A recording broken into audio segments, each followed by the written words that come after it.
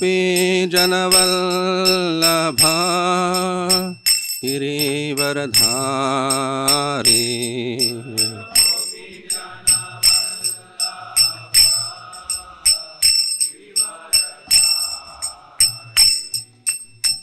यशोदनन्दन व्रजजनरञ्जन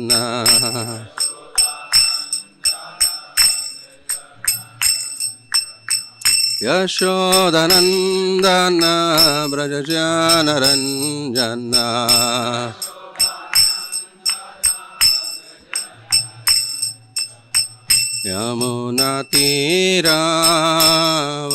यमुनातीरावनचारी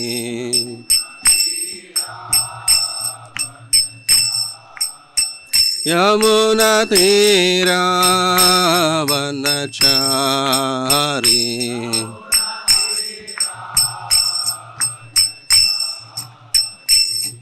जय राधा माधव कुंज बिहारी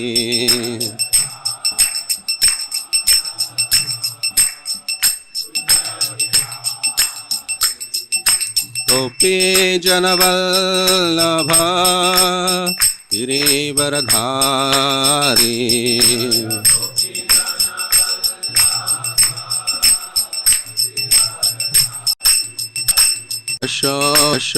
यशोदानन्दन व्रजजनरञ्जन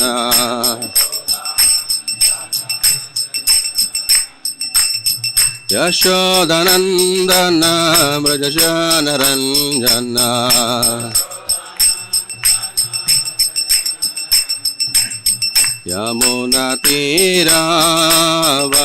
यमुनातीरावनचारी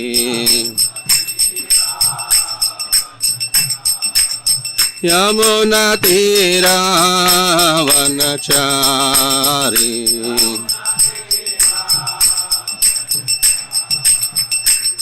जय राधा माधव कुंज बिहारी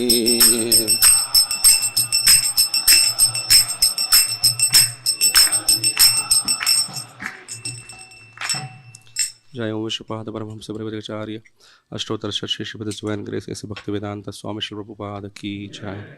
जय ओम विश्वपाद परमहंस परिव्राजकाचार्य अष्टोत्तर श्री श्रीमद स्वयं ग्रेस भक्ति सिद्धांत सरस्वती ठाकुर श्री प्रभुपाद की जय। अनंत कोटि वैष्णव वृंद की जय। नामाचार्य श्री हरिदास ठाकुर की जय। ग्रंथराज श्रीमद भागवतम की जय। All Gurus assembled devotees, Hare Krishna. All Gurus assembled devotees, Hare Krishna. All Gurus assembled devotees, Hare Krishna. All glories, all glories, all glories to Shri Shri Guru and Gauranga. Hare Krishna. Om Namo Bhagavate Vasudevaya. Om Namo Bhagavate Vasudevaya. ओम नमो भगवते वासुदेवाय। नारायणं नमस्कृत्यं नरं चैव नरोत्तमं देवीं सरस्वतीं व्यासं ततो जायमुदीरये। नष्टप्रायेषु भद्रेषु नित्यं भागवत सेवया भगवतीरुत्तमश्लोके भक्तिर्भवति नैष्टिकी। कृष्णाय वासुदेवाय देवकी नंदनाय च नंदगोपकुमाराय गोविंदाय नमो नमः। हरे कृष्ण।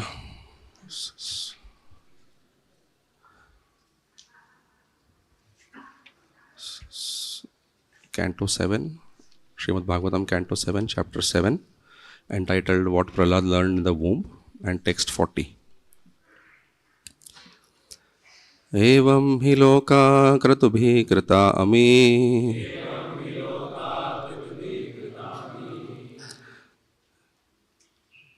एवं हि लोका क्रतुभिः कृतामि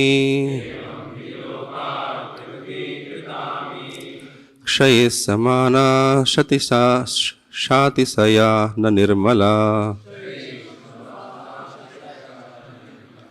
तस्माद् अदृष्टश्रुतदूषणं परम् Bhaktyat pratesham bhajatatmalabdhaye. Evam hi loka kratubhi kritami.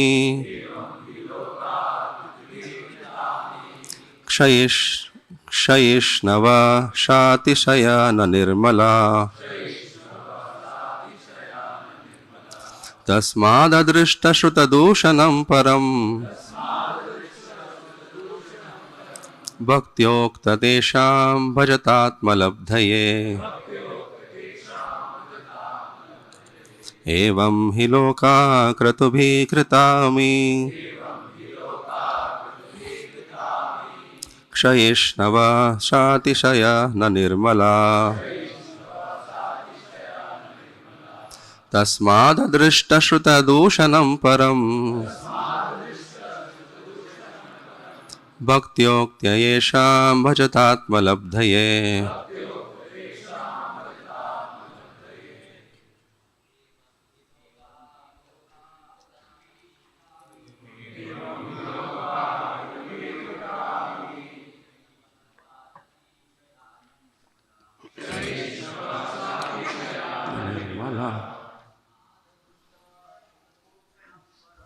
Tasmadadrishta shrutadushanam param.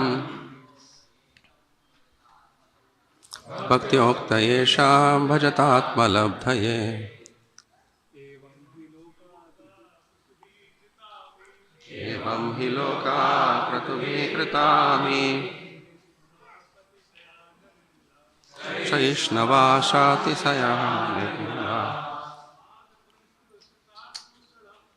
Tasmadadrishta shrutadushanam param.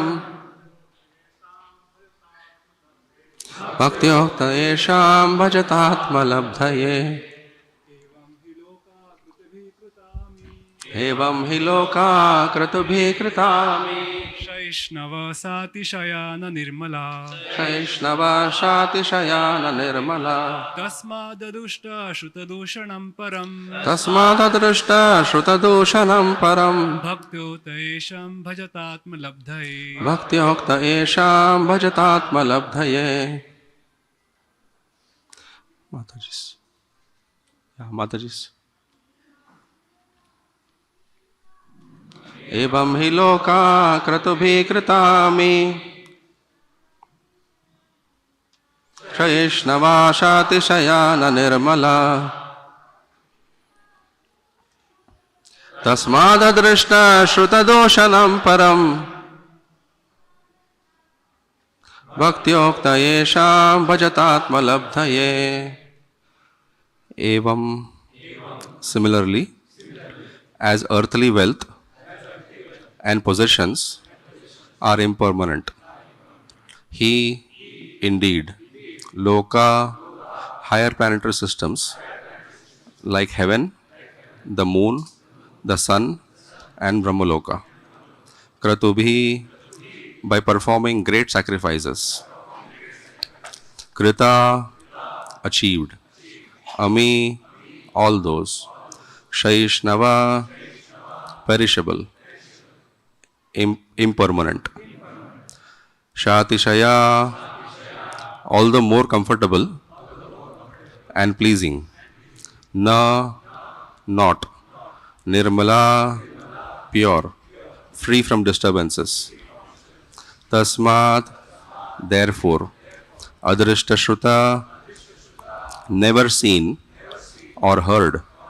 dushanam, whose fault, param, the supreme, bhaktya, with great devotional love, uktaya, as described in the Vedic literature, not mixed with gyan or karma, isham, the supreme lord, bhajata, worship, atmalabdhaye, for self-realization.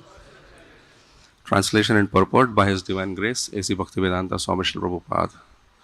Translation. It is learned from Vedic literature that by performing great sacrifices, one may elevate himself to the heavenly planets. However, although life on the heavenly planets is hundreds and thousands of times more comfortable than life on earth, the heavenly planets are not pure, nirmalam, or free from the taint of material existence. The heavenly planets are also temporary, and therefore they are not the goal of life. The Supreme Personality of Godhead, however, has never been seen or heard to possess inebriety. Consequently, for your own benefit and self realization, you must worship the Lord with great devotion as described in the revealed scriptures. Purport. As stated in the Bhagavad Gita, Shine Punye Martilokam Vishanti. Even if one is promoted to the higher planetary systems by performing great sacrifices, which are accompanied by the sinful act of sacrificing animals, the standard of happiness in Swargaloka is also not free of disturbances. There is a similar struggle for existence even for the king of heaven, Indra. Thus, there is no practical benefit in promoting oneself to the heavenly planets.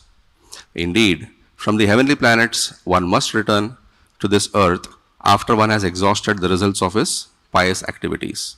In the Vedas, it is said, Tad yateha karma jito loka kshiyate evam evamutra punya jito loka kshiyata. As the material positions we acquire here by hard work are vanquished in due course of time, one's residence in the heavenly planets is also eventually vanquished. According to one's activities of piety in different degrees, one obtains different standards of life. But none of them are permanent, and therefore they are all impure. Consequently, one should not endeavor to be promoted to the higher planetary systems, only to return to this earth or descend still lower to the hellish planets. To stop this cycle of going up and coming down, one must take to Krishna consciousness. Sri Chaitanya Mahaprabhu therefore said, Brahmanda Brahmite Kona Bhagyavana Jiva Guru Krishna Prasade Paya Bhakti Lata Beach CC Madhya 19.151. The living entity is rotating in the cycle of birth and death, going sometimes to the higher planets and sometimes to the lower planets. But that is not the solution to the problem of life. But if by the grace of Krishna, one is fortunate enough to meet a guru, a representative of Krishna, one gets the clue to returning home back to Godhead, having achieved self-realization. This is what is actually desirable. Bhajatatma labdhaye. One must take to Krishna consciousness for self-realization. Hare Krishna. Hare Krishna. This morning for the Srimad Bhagavatam class, we have His Grace Shankar Pandit Prabhu. Many of you students may be seeing him for the first time. How many of you are hearing from Prabhu for the first time? Very good. So Shankar Pandit Prabhu is one of the very early day batch devotees in voice. Way back in 95-96, we had one of the first batches from which probably 30-40 devotees became very first class devotees from that batch. So he and Brajanand Prabhu, they were in computer science. Later, he also joined our ashram in Radha Kunjibari temple. About 5 to 6 years he was resident in the ashram and very meritorious student in the college, as well as a topper in Bhakti Shastri. He was like 98.6 or something like that he got. Bhakti Shastri, very intelligent devotee. After taking the training in the ashram, when he got married to her Grace Yugal Priya Mataji, who was trained in Chowpatty girls group, and both of them together performed so many marvelous services in our community here. Like he has a great heart for serving very good quality, nice prasadam for all the devotees. So he tied up with the kitchen, Sri Kumar Krishna Prabhu. And nowadays on festival days, you will see special feast served for all the committed devotees. And there is also another prasad from Good for Life for the visitors, organizing the prasadam and serving very nicely. And also he takes part in many other departments like Congregation Service Board, Congregation Care Board, making sure that the devotee community is well protected, sheltered. His wife is leading the Girls' Voice in Pune. Now they are having a Girls' Voice preachers training for several weeks going on. So both of them, for them, Radha Chandra temple is like a home for them. Practically round the clock they are here doing service. He has a job, IT job, very demanding job, morning to night. But they have sometimes, they go to Bangalore also, and they have 200-300 people in touch with them, devotees for whom they organize yatras, camps, and he has a very meticulous sadhana card and service card and everything very neatly arranged in Google Sheet, everybody filling up. So, very ideal example of a practitioner and a preacher and a counselor. That's why we have fixed him for today. You all have come from various places. So we can get an opportunity to hear from Shankar Pandit Prabhu. Hare Bo! Hare Krishna. I am an insignificant servant trying to render some services for the mission, seeking the blessings of all Vaishnavas to be able to speak on this wonderful subject of Srimad Bhagavatam. Om Jnana-timirandhasya Jnananjana-shalakaya Chakshurunmilitam Yena Tasmai Shri Guruve Namaha Shri Chaitanya Manobhishtam Sthapitam Yena Bhutale Swayam Rupa Kadamayyam Tadatishva Padantikam Vandeham Shri Guru Shri Yuta Padakamalam Shri Gurun Vaishnavamscha Shri Rupam Sagrajatam Sahagana Raghunathan Vitam Tam Sajivam Sadvaitam Savadhutam Parijana Sahitam Krishna Chaitanya Devam Shri Radha Krishna Padan Sahagana Lalita Shri Vishakhan Vitamscha Nama Om Vishwapadaya Krishna Prishthaya Bhutale Srimate Bhakti Vedanta Swami Niti Namine Namaste Saraswati Deve Gauravani Pracharine Nirvishesha Shunyavadi Paschatya Deshatarine Nama Om Vishnupadaya Krishna Prishthaya Bhutale Srimate Bhakti Siddhanta Saraswati Niti Namine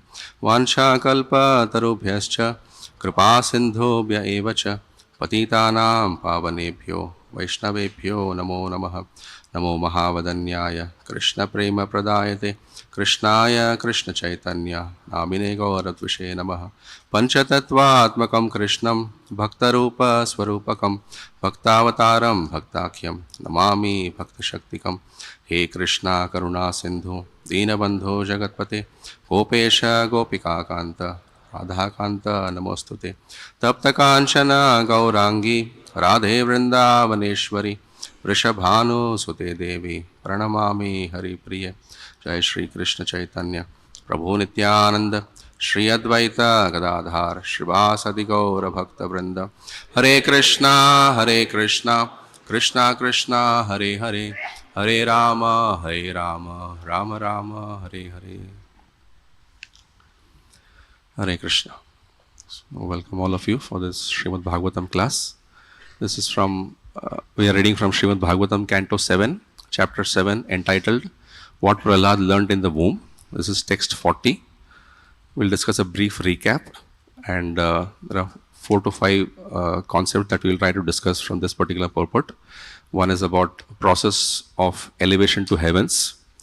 We'll discuss about the struggle for existence in heaven, or a taint of material existence in heaven.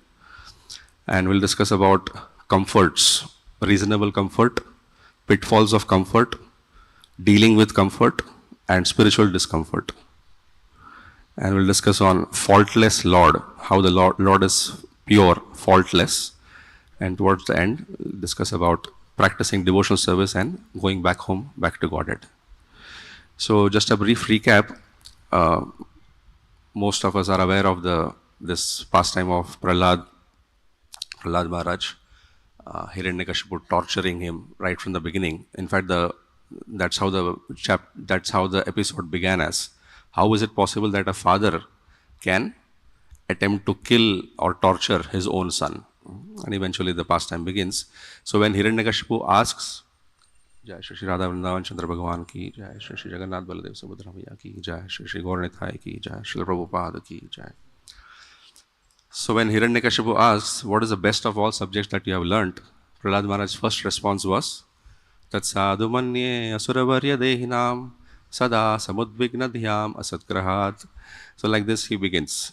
Next time when he was asked, what is the best of the things that you have learnt? That time he says, Shravanam Kirtanam Vishnum Smaranam Pada Sevanam Archanam Vandanam Dasyam Sakhyam Atmanivedanam Iti Pumsarpita Vishnur Bhaktische Nava Lakshana. There are 9 processes of devotional service.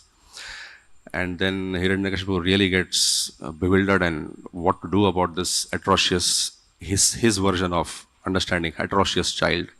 Eventually, when he hands them over to Shanta and Amarka, they say that neither we have trained him like this, nor others have trained him like this. What he is, Naisargikam Matirasya Rajan. What is his process when the consciousness that he has?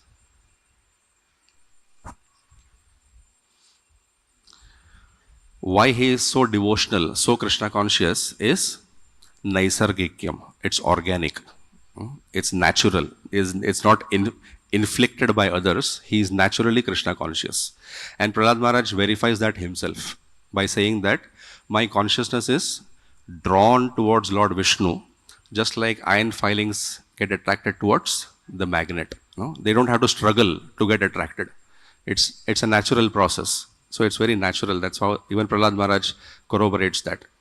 And then when the Asuras, they ask, how is it that you have learnt all this? Where is it that you have learnt all this from?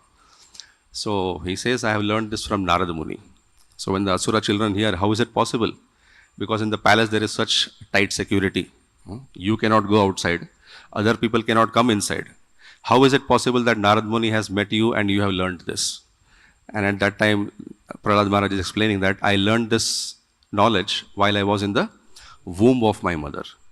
So particularly when the demigods were about to attack my mother, Kayadu, considering that a big demon is going to come out, Hiranyakashipu's son, at that time Narada Muni intervened and the demigods accepted the words, believed the words of Narada Muni, and accordingly they released Kayadu. So Kayadu was in the care of, my mother was in the care of Narada Muni in the ashram, and Narada Muni preached to my mother, and I heard all this knowledge of Srimad Bhagavatam from Narada Muni. So that is how he explains. And in this particular chapter, there is again beautiful statements by Prahlad Maharaj, where he says, if you place faith in my faith, you will be able to understand Krishna.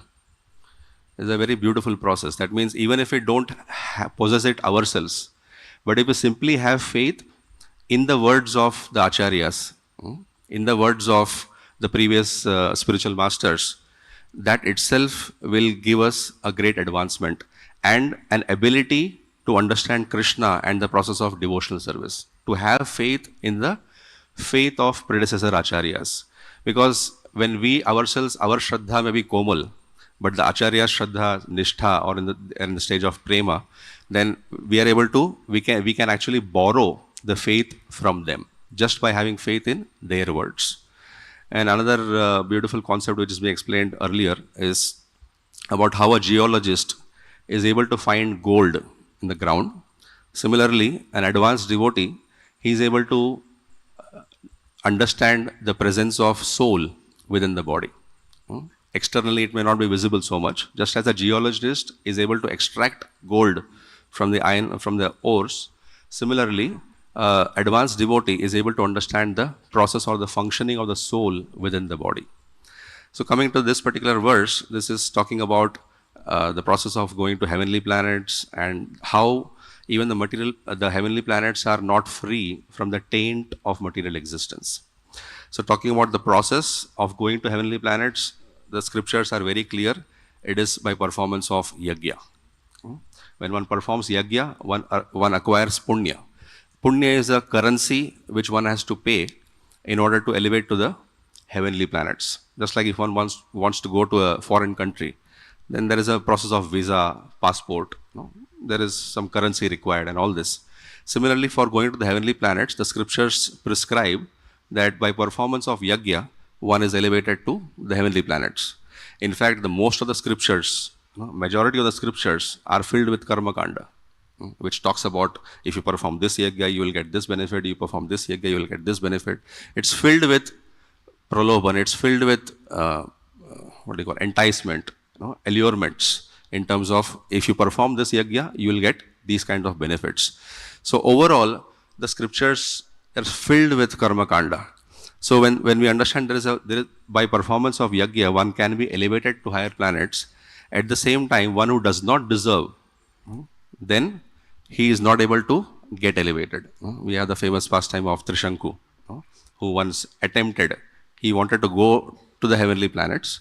Eventually, initially approached Vashishta Muni, who denied that this is not possible within the self same body, and eventually he wanted to utilize the so-called enmity between Vashishta Muni and Vishwamitra Muni.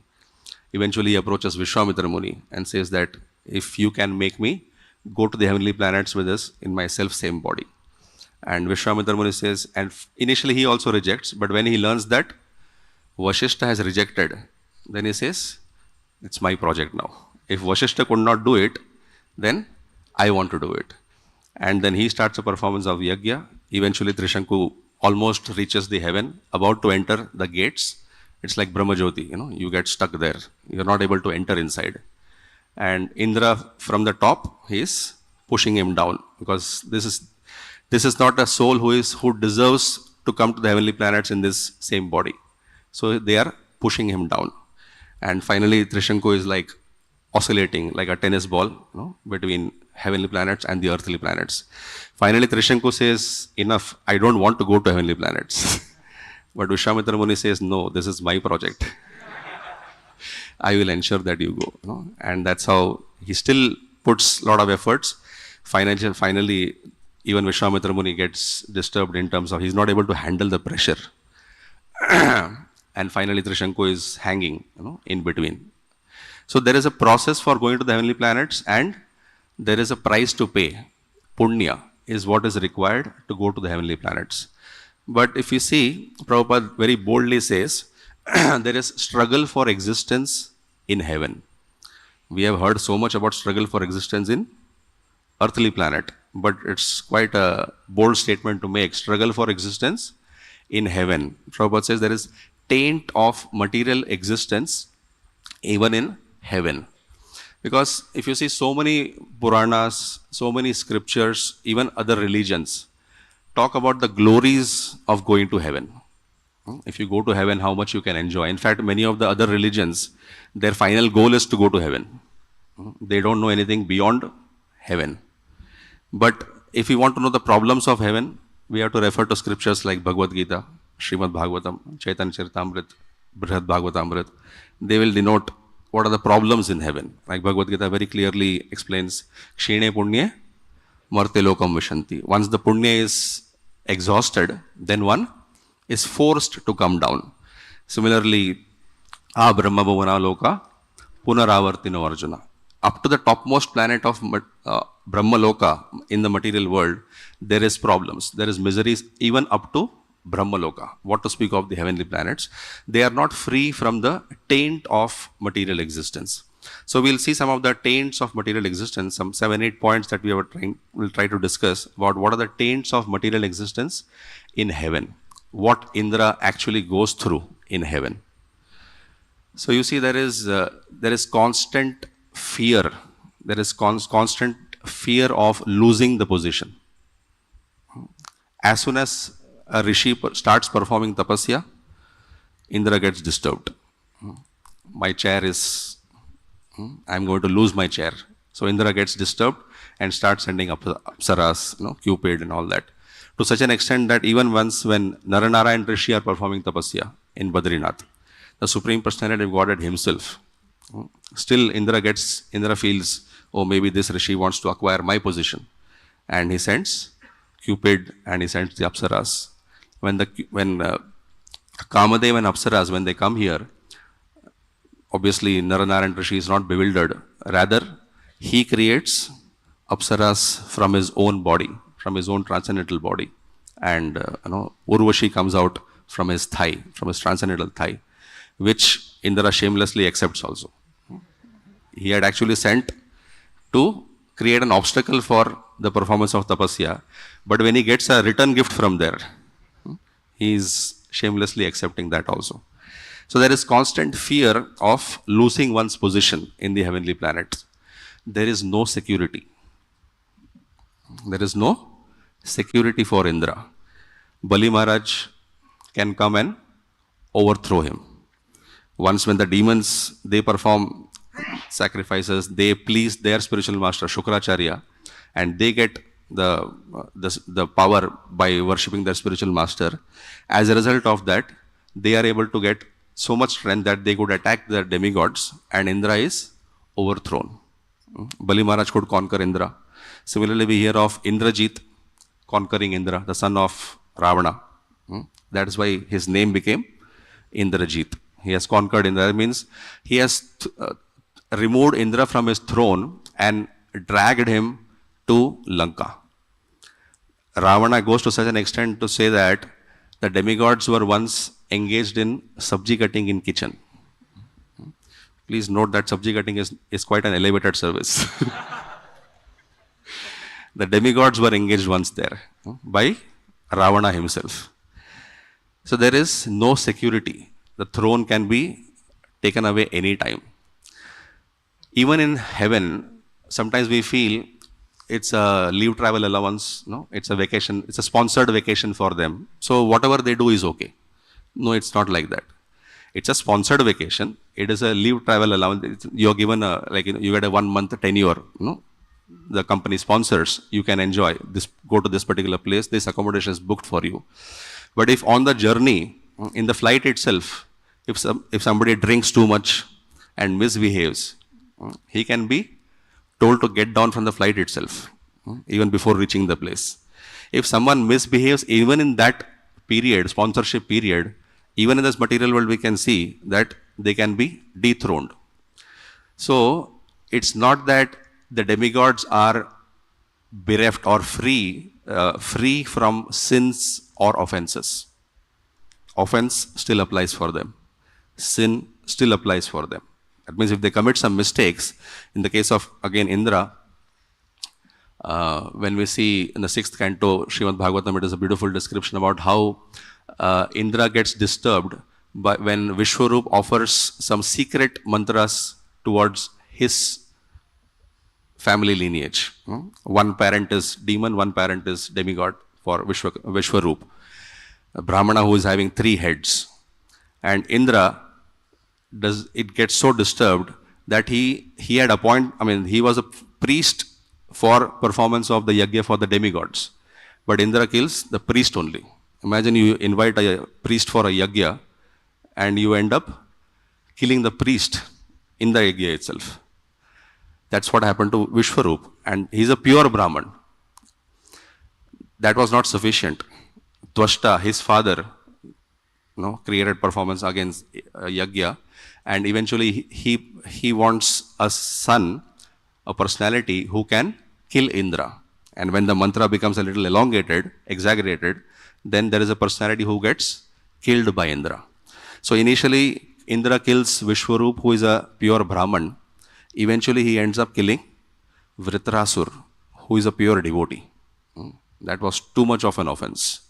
And as a result of which we can see, sin personified was chasing after Indra. There was like a witch, old woman, sin personified, literally chasing Indra to such an extent that he had to flee across the universe. And he was not getting shelter until he went to the lotus stem, where Mother Lakshmi was there. So he was not getting any shelter at all. That means even in heavens, they get afflicted by sin. Are they affected by lust? What we find in the material world? That is something we commonly hear about the heavenly planets. Indra, particularly in the case of Gautam Rishi and Ahilya, when he wanted to enjoy Ahilya, he disguised himself in the form of Gautam Rishi.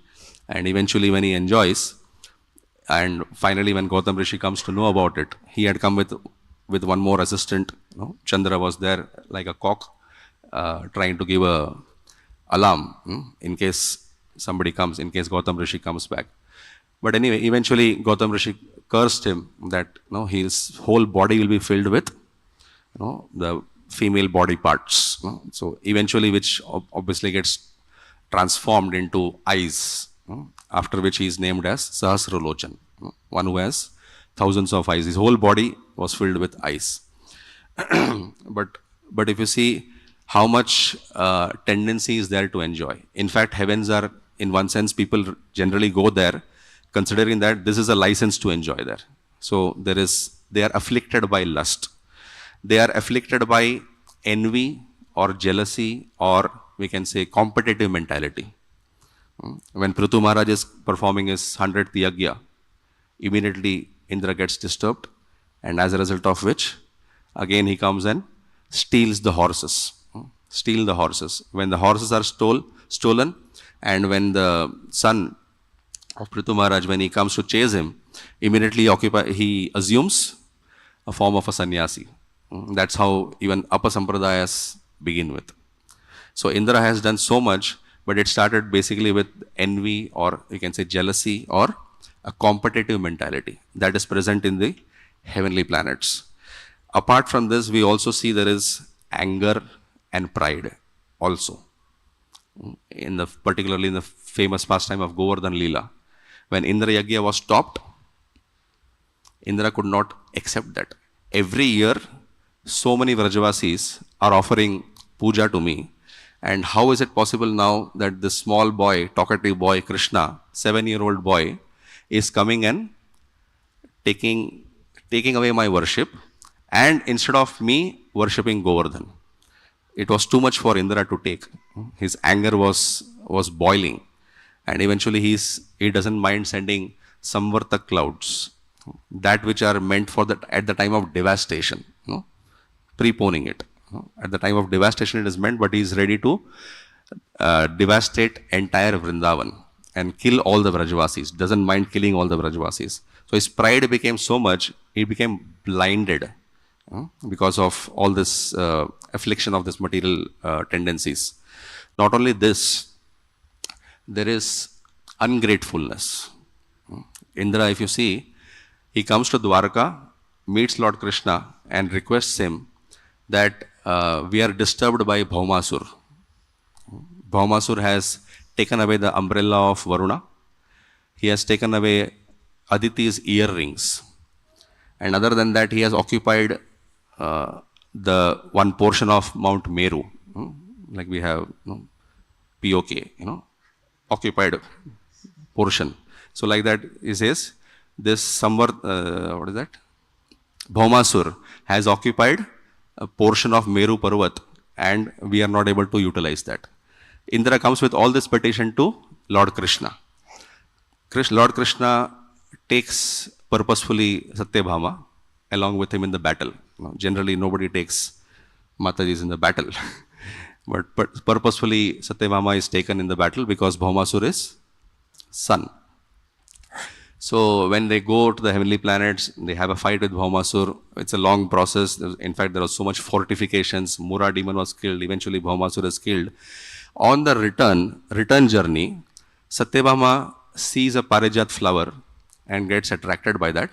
And there is a past history to that, because Narad Muni had given Parijat flower to Rukmini. So Satyabhama always felt, I didn't get this.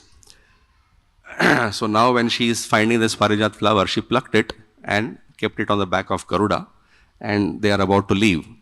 Lord Krishna says, why just take one flower? Let's take the entire tree. So they plucked the entire tree, and they are about to come to the earthly planet, Dwarka. And Indra gets agitated. Just now, Indra has invited Krishna to assist him to eradicate Bhaumasur. And now when they are going away with just one tree, one Parijat tree, Indra gets so disturbed, he wages a war with Krishna. There is a fight with Lord Krishna against Indra. Obviously, Lord Krishna defeats him very nonchalantly, and that was the end of that. But from the perspective of the taint of material existence, that is ungratitude. With so much of benefit that they have received, still they are showing that ungratitude. Not only this, connected to the next particular topic here, which we are discussing, there is addiction to comforts. There is a lot of addiction to comfort in the material world, especially in the heavenly planets. When there is so much somaras available, Varuni available, it's like what we call as liquor here. For them it is something like in the mode of goodness, but still it is an intoxicant. and they can get carried away by that. So they get addicted to the comforts. Just see Indra, when he was sitting on the throne, there is so many attendants making chamar, no? And there are people singing the glories. There are people, apsaras, who are dancing in front of him. With so much pomp and grandeur that one receives, one gets blinded to such an extent that even when Brahaspati enters, he neglects to see Brahaspati because he was intoxicated by so much worship that he was receiving. To such an extent that once Indra even comes to this material world in the body of a pig. And once he's in the body of the pig, then there is a family that he has, pig wife and piglets. No? And even in the body of pig, there is so much attachment that he has. Just imagine Indra, the king of heaven, when he comes to this material world in a material body, he gets attached to this material body, such a body which is even of a pig, of a hog. And even when Lord Brahma comes and says, please come back, your duty is waiting, your responsibilities are pending there, Indra says, this is very nice, I'm enjoying here, a lot of comfort here. So even in whether it's a pig body or whether it's in the heavenly planet, even in the heavenly planet, there is addiction to comforts. So to summarize this part of the taint of material existence, Sri Brihad Bhagavatamrit gives a very beautiful verse. It says, Spardha asuya adi doshena. You can repeat this. You can try to repeat. Spardha asuya adi doshena. Brahma hatyadi papata. Nityapata bhayenapi. Kim sukham swargavasinam. What more certificate we need? What they say? Spardha asuya adi doshena. Spardha, competitive mentality. Asuya, envy. Adi, etc. means you can keep adding many more. Spardha asuya adi doshena. It's filled with faults, tainted with material existence, of the material existence. Brahma hatyadi papataha. There is how Indra got afflicted by killing Vishwaroop and eventually Vritrasur. Nityapata bhayenapi. There is constant fear of losing one's position. Constantly afraid. So Indra says, Kim sukham swargavasinam. Where is there happiness for a swargavasi? And when Indra makes this statement, there is a lot of weightage to it. It's like if Bill Gates, he says, there is no happiness in having money. If Bill Gates makes a statement like that, if a poverty-stricken person makes a statement like that versus Bill Gates make a statement like that, there's a lot of weightage to it. If Indra is saying, Kim sukham swargavasinam. And just like we saw about how they are afflicted to the comforts, and Prabhupada says, in the heavenly planets, there are hundreds and thousands of times more comfortable than life on earth. So, as soon as people start earning, there is some reasonable comfort that each one may want to have for himself. And of course, with respect to Varna and Ashram, there can be different levels of comforts each Varna may have. Like we find Lord Chaitanya Mahaprabhu, when he was offered a sandalwood oil by Jagadananda Pandit, very meticulously, with a lot of efforts that he has prepared, but Lord Chaitanya has rejected. He says, I am a sannyasi. This is not befitting, this sandalwood oil is not befitting for a sannyasi. So for different varnas, it might apply differently. But in general, there is a reasonable level of comforts that one may aspire for, one may go through. Like in yatras, we may see initially when the boys join the yatra, it's the dormitory that we choose. Then eventually, if one's financial condition becomes better, then one feels, let me go for a shared accommodation at least. Then one feels, I need my private space, I need my own room. Then one feels I need AC room. So depending on one's financial condition, the standard of living may eventually be elevated or some things like that. This is about the standard of living or the lifestyle. So earlier, this concept of comforts was never given much due importance.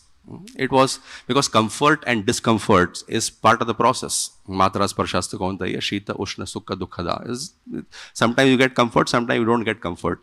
But the modern world, modern times, it's like a buzzword. People are like obsessed with comforts.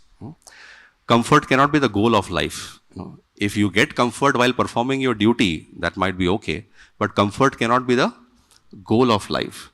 Earlier, people used to stand in long lines, fill, if there is a government work, people know that, today I don't know when I'll return back. Because I have to fill a form, I have to submit a form, long lines are there, and all that. In today's time, whether it's payment of bills, whether it is getting an insurance, or whether it is getting a loan, it can happen at the click of a button. It seems to be comfortable. So what the reality is, materially it is, we can say physically it is comfortable, mentally it is more troublesome. Earlier physically there was more trouble, but mentally there was more peace. In the modern times, mentally there is more troublesome. Apparently physically it appears to be comfortable. It's just a click of a button. You can get a loan.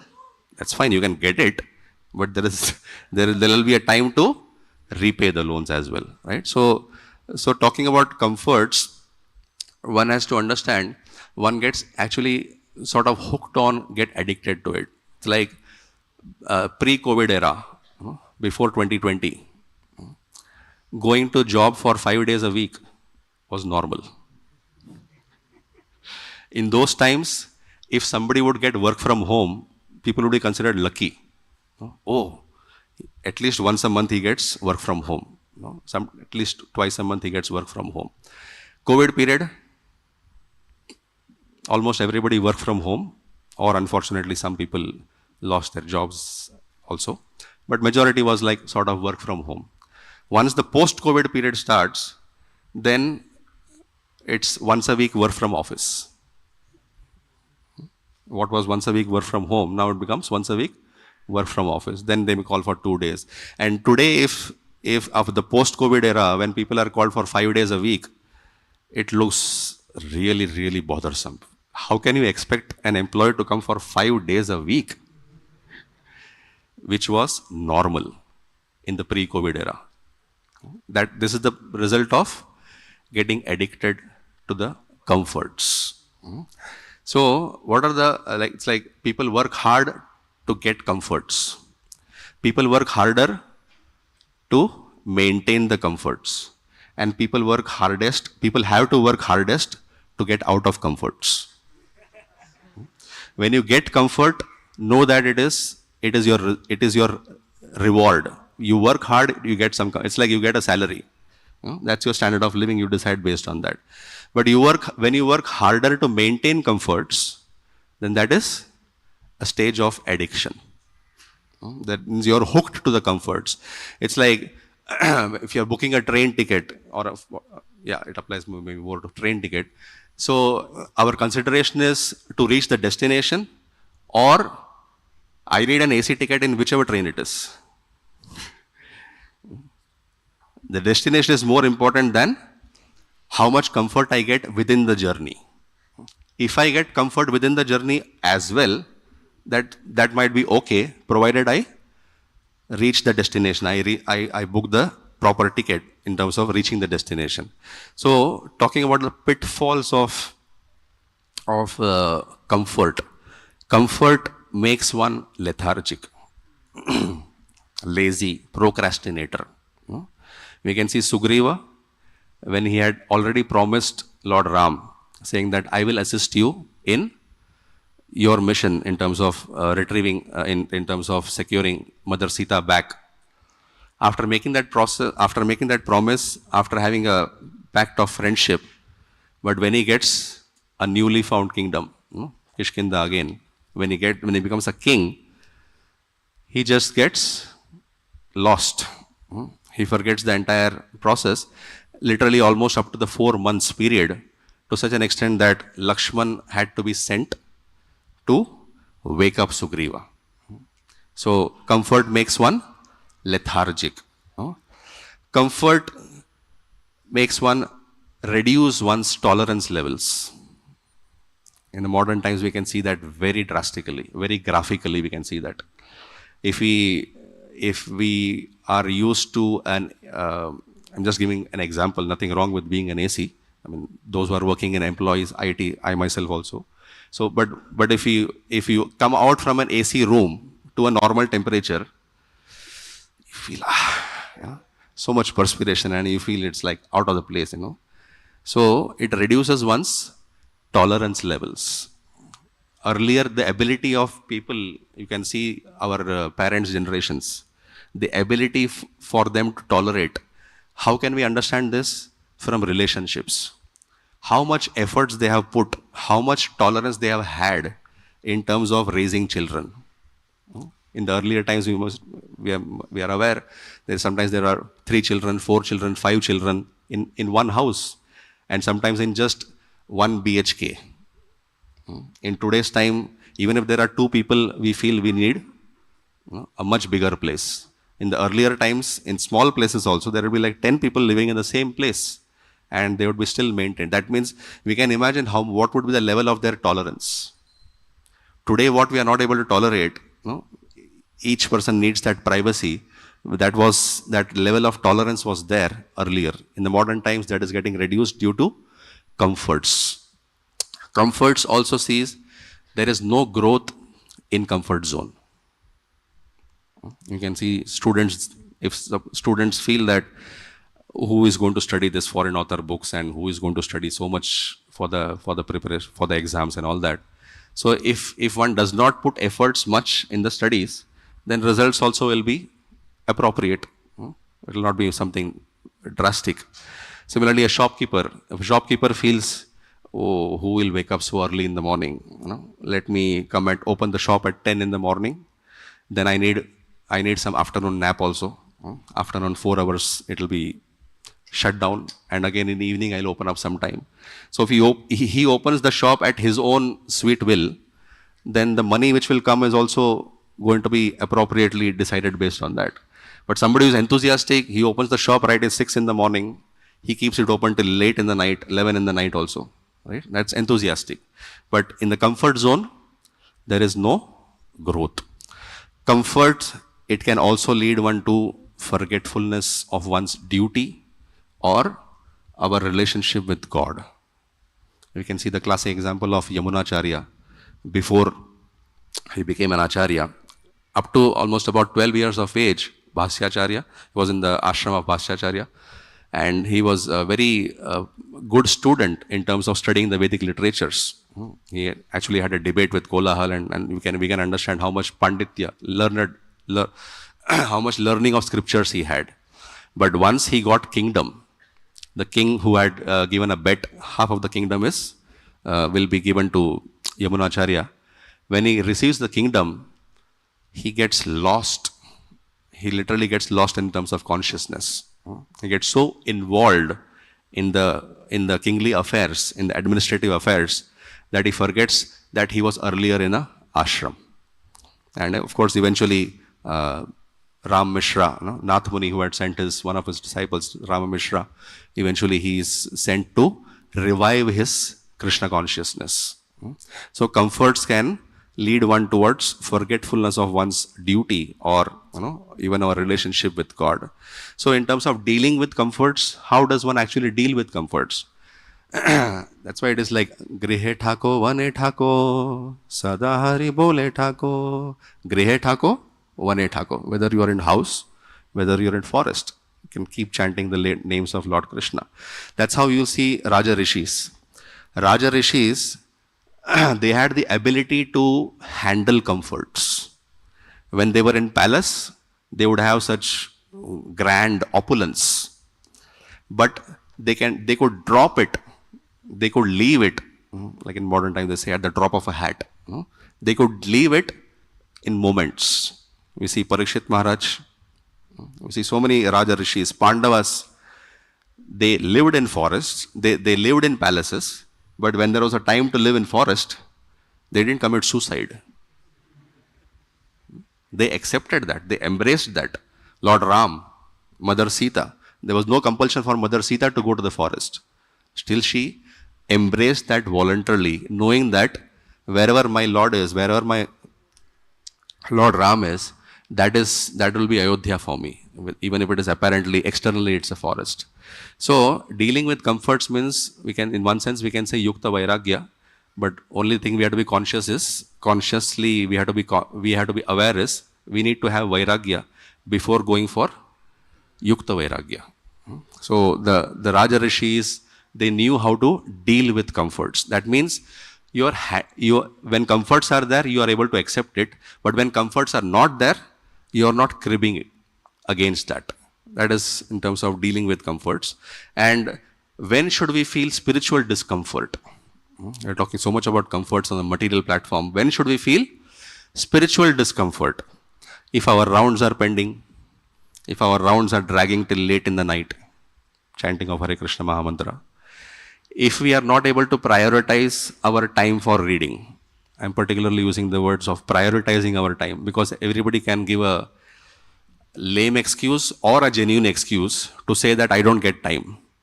Because time is constant and we can say fairly distributed for all. Everybody has the same 24 hours. Am I able to prioritize my time for reading Srila Prabhupada books, for reading the scriptures? We should feel spiritual discomfort if I'm not able to do that. If I am not getting good association of devotees, if I am not taking advantage of the available association of devotees, we should feel spiritual discomfort. What is happening? There are people who are, it's like people who are poverty stricken in terms of association, where they are sometimes have to travel 1 hour to meet a devotee. And here we have opulence, it's an ocean of devotees. So if somebody doesn't have the association, he should hanker. And somebody has, he can think about, am I able to encash on it? Am I able to leverage on it? Am I able to take advantage of the valuable association of devotees? If I am not, then one should feel the spiritual discomfort. If I am not having sufficient services to be engaged in the service of Guru and Gauranga, to be able to please Guru and Gauranga, I should feel spiritual discomfort.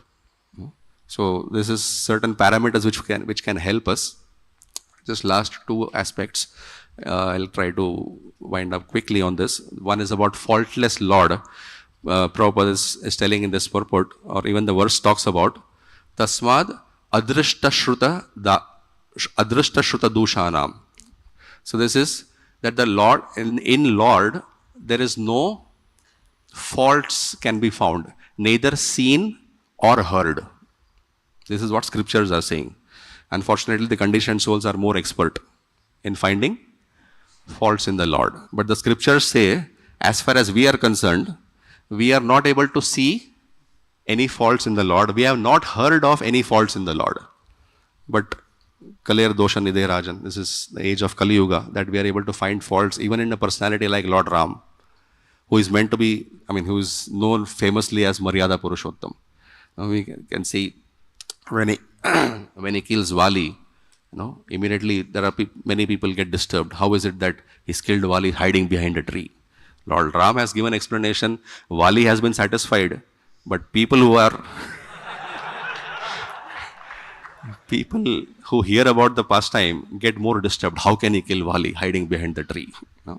Lord Ram said very beautifully, this animal can be hunted. You are a Vanara and we are kings. We have the right to hunt. And of course, he had committed a grave mistake of kidnapping Tara, the wife of the elder brother, wife of the younger brother. Ruma, wife of the younger brother. So anyway, so there was a lot of sin that he had committed, and as a result of which, so there is an explanation for it. But sometimes people get more disturbed, or of course this another word, banishing Mother Sita, people get very disturbed about it. But there is no fault can be seen or heard in the personality of Godhead. You can see in the Samudra Manthan Leela when there was initially halahal, eventually there is the Surabhi, then there is Uchchaishrava, then there is Airavat, then there is Parijat flower, Kaustubhamani, Parijat flower, Apsaras. Eighth is Mother Rama or Mother Lakshmi. When she comes, she is come with a garland and trying to choose the appropriate, suitable husband. And she rejects many people. It says, oh, of course, these are commentaries of Acharyas. In bracket, it is like, it's not, she didn't name the person, but just for us to understand. Oh, it's like Durvasa Muni. He performs so much austerities, but he gets so angry. I reject. Brahaspati, he has such learning, but he also gets, he also is not able to control the material senses. Similarly, talking about Lord Brahma, great personalities, but sometimes he also gets deflected. So we talk about Shukracharya. Oh, he knows dharma, but he is not kind to living entities. Like this, a big list is given by Mother Rama, of course not verbally, she is thinking, not to offend anybody. But finally she chooses Lord Vishnu. Because there is no fault, this is a faultless person. No fault can be seen or heard in the personality of Lord Vishnu. And shortage of time, I'm just trying to conclude with this last point, which is practice of devotional service, which is what Prahlad Maharaj is preaching to his schoolmates, the Asura children, small Asuras, the children that he is preaching to, which he says, so boldly he says, consequently, for your own benefit and self-realization, you must worship the Lord with great devotion as described in the revealed scriptures. To preach this to a group of Asuras, demoniac personalities, how challenging or how difficult one might find. But he's speaking it very boldly, practice devotional service, because by this one will be able to go home back to Godhead. Because if one wants to really understand this properly, rather than worrying about standard of living, one should worry about quality of life. Standard of living talks about lifestyle, which may vary based on one's financial situations, as per whatever is due for them. But quality of life talks about consciousness in terms of how one can elevate oneself not only to the heavenly planets, but actually go beyond. Because our acharyas, particularly Bhaktivedanta Saraswati Thakur and all, they mention how we are just trying to shift from a C-class jail to a B-class jail to a A-class jail. The goal should be to get out of the jail, not to improvise our situation within the jail. So I heard, I'll just conclude with a short pastime. We have spoken so much about Indra, with all due respects to Indra. So we'll conclude one pastime about Indra. So this I heard from the lotus mouth of His Holiness Jayapataka Swami Maharaj. Very beautiful, he narrates, talking about, this comes in Padma Puran. This is about the glory of 18th chapter of Bhagavad Gita, because he mentions, there is Indra Loka is mentioned there. That's why this reference was coming. So Indra is sitting in the throne in the heavens, and a lot of worship. That's a natural process. His chamara is being fanned for him, and people are worshipping him, eulogizing him, glorifying him.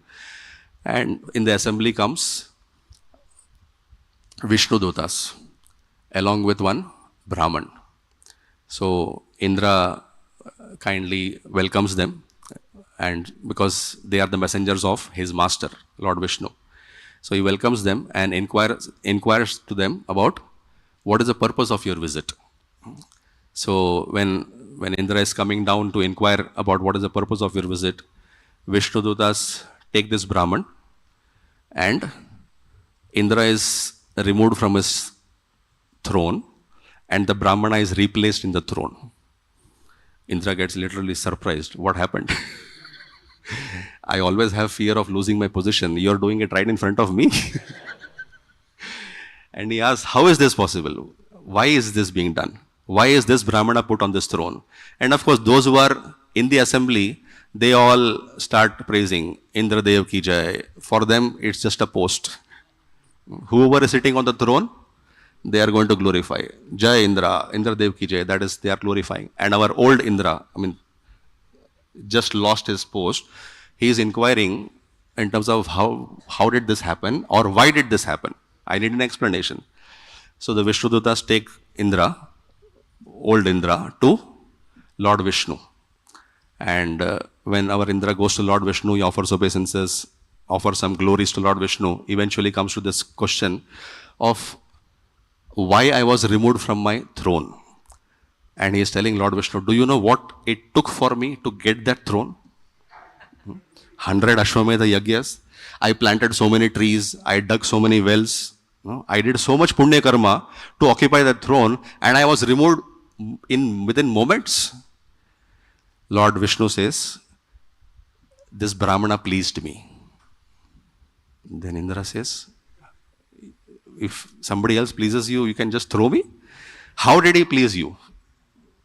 How did he please you? Then Lord Vishnu says, this Brahmana was chanting 5 verses from 18th chapter of Bhagavad Gita on a daily basis. Then Indra says, I was not aware of such glories. If I would have been aware, probably I would also have done. Please give me an opportunity. Please give me a chance. If you can be pleased by just 5 verses from the 18th chapter of Bhagavad Gita, I also need an opportunity. So Indra says, comes down to the earthly planet. He finds a guru. He finds a spiritual master. He studies from the spiritual master, learns about the 18th chapter of Bhagavad Gita to such an extent that he is able to memorize it. He is able to speak it verbatim. And finally, Vishnudutas descend to this old Indra. And the Vishnudutas say that Lord Vishnu is very pleased with you. He wants to offer you some blessing. Would you like to become Indra again? The blessing was, would you like to become Indra again? Indra recalls his post, what all he went through. And then he says, no. I don't want to go back to heavens, occupy the post of Indra. If you want to give me a blessing, I want to go back home, back to Godhead, where Lord Vishnu is there. So who benefited more, old Indra or new Indra? When the old Indra came to his senses and understood what actually pleases the Lord, so that opportunity is there with all of us even now. 18th chapter of Bhagavad Gita is one aspect. That does not mean that's the only thing, but it's a process of devotional service. We have Navavida Bhakti, Shravanam, Kirtanam, Vishnu Smaranam. All that process is there, which if we take advantage of, we have such a beautiful opportunity to go back home, back to Godhead and serve the Lord along with his devotees. So in short, we saw about the process of elevating oneself to the heavenly planets. And then we saw about the struggle for existence in the material, in the heavens, or we can say the taint of material existence, even in the heaven. We saw about how they are afflicted by lust, anger, pride, and all that. And in terms of comforts, reasonable comforts, dealing with comforts, spiritual discomfort, and the pitfalls of discomfort we saw. And we heard about faultless Lord, and the goal by practicing bhakti and going back home, back to Godhead.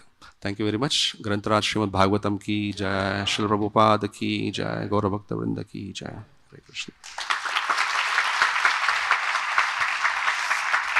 Hare Krishna. Sorry for a little overtime. I'll take.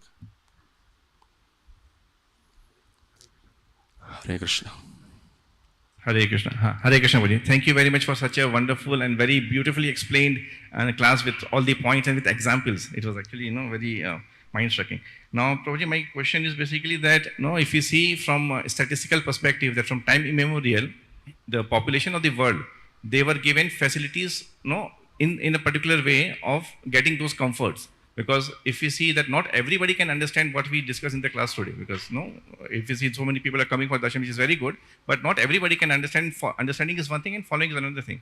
So in the Vedic times, the process was given of doing this, karma kanding thing and all that. So now question is that in today's time and age, yes, Sankirtana, Yagya is present and everything, all benefits will come. I think Prabhupada mentions even material benefits will come. But if you see practically speaking, it's like it will take, as you said, faith on faith. is required. But in a particular and personal dealings, if you see, it's actually we have to put effort to get those comforts, either for oneself or for the dependents. So the question is, in the Vedic times, there was this process of karma kanda, which was the authorized process of at least, eventually will take Narayan's name. But in today's time and age, it is actually a dharmic process, because all the facilities of the heavenly planets, for example, as Prabhupada mentioned, there were planes, interplanetary travel was possible because of flights which was soundless. But at least we can get similar facility from going from India to US in a business class, in a first class, and you get, you'll not make a difference. So what is the essence? The essence is the adharmic ways of getting comfort, which material world is providing in today's time and age, which is attracting people, either AC or this or that, and the dharmic way of getting comfort, because comforts cannot be ruled out. Maximum people are, even including myself, I am for comfort, or my dependents are there for comfort. So how to get comfort? Getting out how of to comfort? Get comfort? Yes, because or how to get out of comfort? That is a very intelligent point, Prabhu, because not everybody will actually, even in the Vedic times, thinking about Swargalokni, somebody knows that they are not the body, they are the soul. This concept of not being the body and being the soul is not commonly understood. So they are at the level your of question getting is comfort. how to get comfort? Yes, in today's time and age, not in the adharmic way, but in the dharmic way. Because in the dharmic way. So point is karma kand in today's concept, today's age. In a dharmic way, whatever comes in our plate, that is what is due for us. When we focus on comforts, then one actually, when we focus too much on comforts, then one compromises on duty. Or other way around will be that one actually gets into the zone of prayas too much when the focus is comfort. When the focus is duty, then comfort can be overlooked. Focus on duty will help us to overlook that. But in terms of what is our need, that's why I started with saying that Lord Chaitanya Mahaprabhu was very much against, as per his varna, he didn't want that comfort. But as per our varna, as per our one's financial situation, if one is able to accept comforts, there's nothing wrong in dealing with the comforts as long as we're able to handle it. In modern times, people are having EMI comforts. People are having credit card comforts. Things that they don't deserve it now, but they want to enjoy it immediately. And then later keep paying off for it.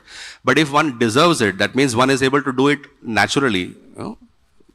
One is able to handle it within one's financial situation. There is nothing wrong about it. Which is why I'm saying, as per one's varna, reasonable comfort is allowed and acceptable. There's nothing wrong in that. This is no time, actually. We'll discuss offline. I can discuss offline if you want.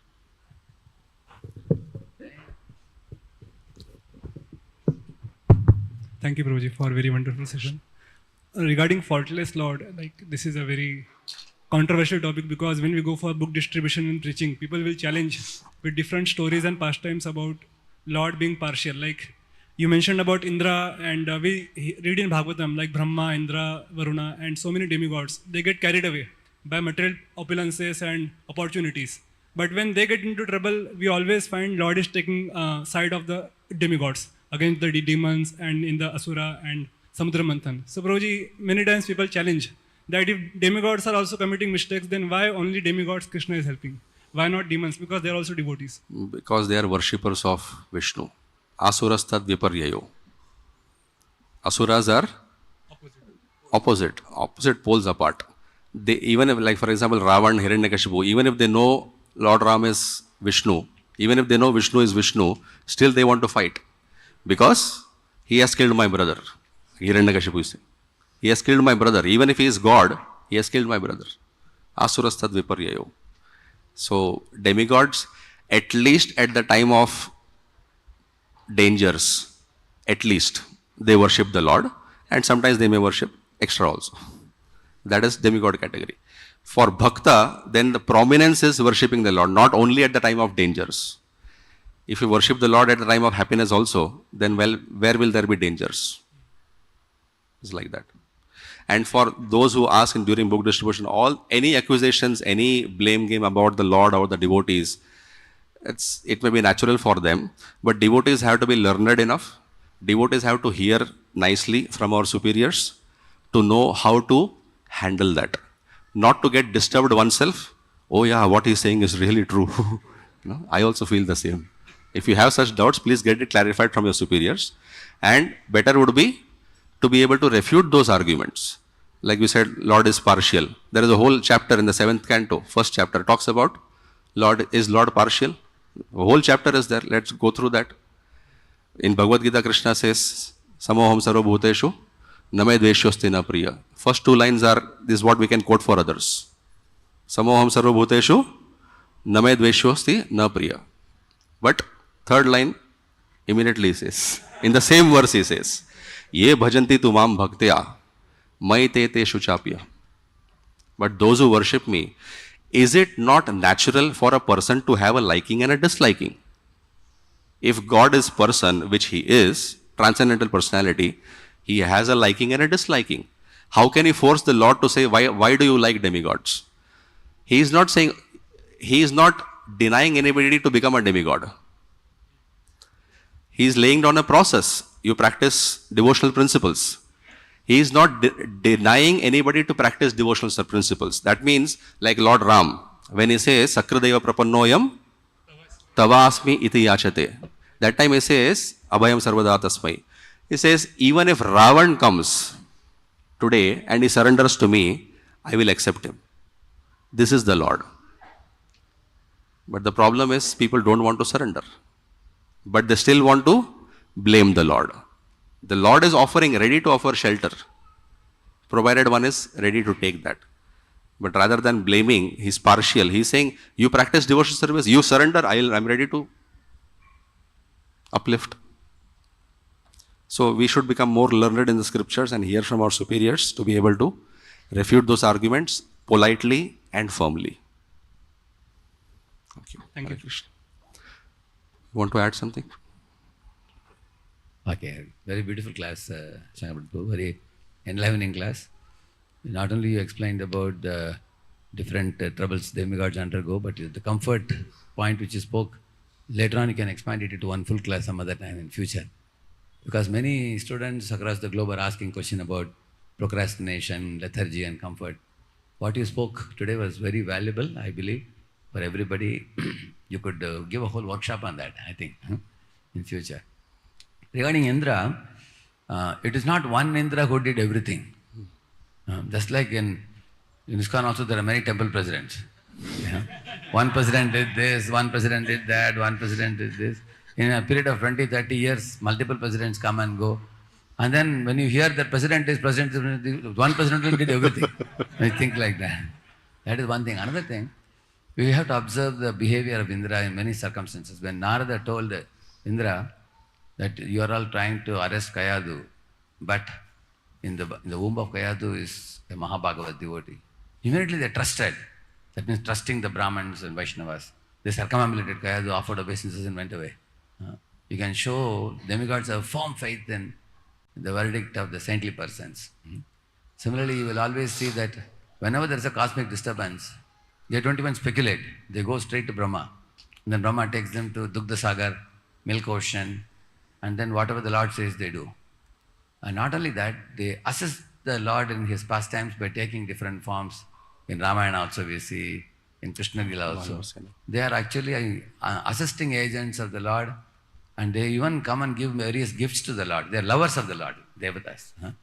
And when Devatas slip from their character, they are very remorseful, repentant, and willing to accept punishment also.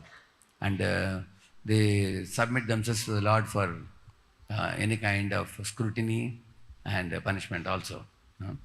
You can see Indra, when he offended Brihaspati, subsequently how he behaved.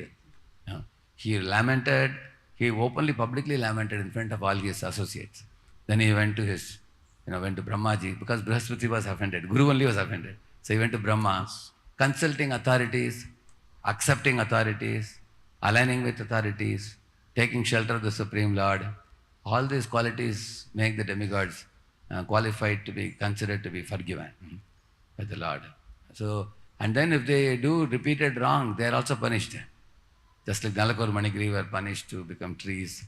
He was telling today, Indra was chased by the sin personified.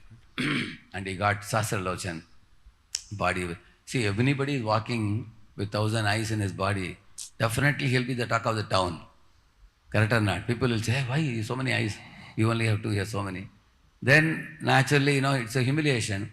But Indra accepted it. Indra didn't go and complain to Vishnu that this Gautama Rishi gave this and finish him. He didn't say that. Accepted it, accepted the punishment. So accepting the punishment, correct now? So in this way, the Puranas are very honest, and they tell us that even if one has gone to a higher status of life, he gave very beautifully lust, anger, envy, all these things are there even in higher statuses of life, even in this world also and heavenly planets also. So our Puranas are honest about it. They don't hide it behind the carpet. They say, yes, these things are there. So what should we learn? So there is no use going to higher status of life. Better go back to Godhead. Become purified. That's what demigods are teaching us, what not to do also. That's true. Thank you for your valuable comments, Hare Krishna. Very beautiful it was. Antara Srimad Bhagavatam ki jai, Srila Prabhupada ki jai.